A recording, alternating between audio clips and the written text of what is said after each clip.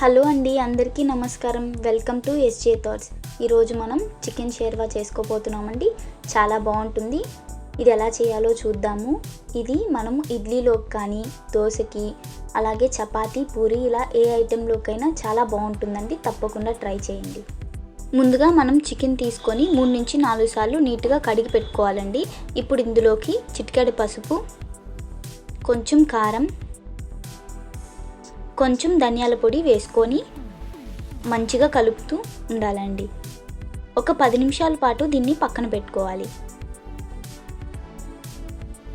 సన్నగా తరిగి పెట్టుకున్న ఆనియన్ ముక్కలు, పచ్చిమిరపకాయ, అల్లం వెల్లుల్లి పేస్ట్, పుదీనా, కొత్తిమీర, 1 కప్పు ఎర్రగడ్డ పేస్ట్ అండి, 1 కప్పు టమాటా పేస్ట్ మనం ముందుగా తయారు చేసి పక్కన పెట్టుకోవాలి. ఇప్పుడు ఒక ప్యాన్లోకి ఆయిల్ వేసుకొని మనం చూపిస్తున్న ఇంగ్రీడియంట్స్ వీడియోలో చూపిస్తున్నట్టు వేసుకోవాలండి.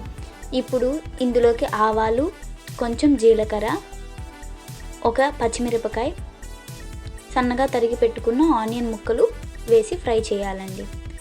అది కొంచెం ఫ్రై అయిన తర్వాత ఇందులోకి అల్లం వెల్లుల్లి పేస్ట్ వేసి కొంచెం సాల్ట్ వేయాలండి. అది కొంచెం మగ్గిన తర్వాత ఇప్పుడు మనం ముందుగా చేసి పెట్టుకున్న ఆనియన్ పేస్ట్, కొంచెం పసుపు, కొంచెం టమాటా పేస్ట్ అనేది వేసుకోవాలండి.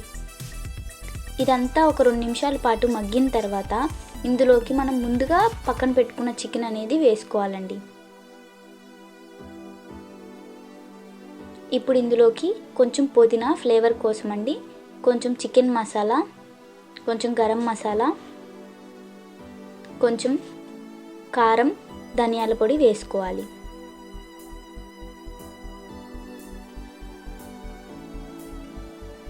ఇప్పుడు ఇందులోకి 2 గ్లాసులు నీళ్ళు వేసుకోవాలండి. కొంచెం పలసగా చేసుకుంటే షేర్వా అనేది చాలా బాగుంటుందండి.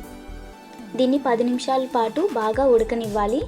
15 నిమిషాలైనా ఉడకబెట్టచ్చండి. మనం చికెన్ ముక్కని చూసి ఉడకబెట్టుకోవాలండి.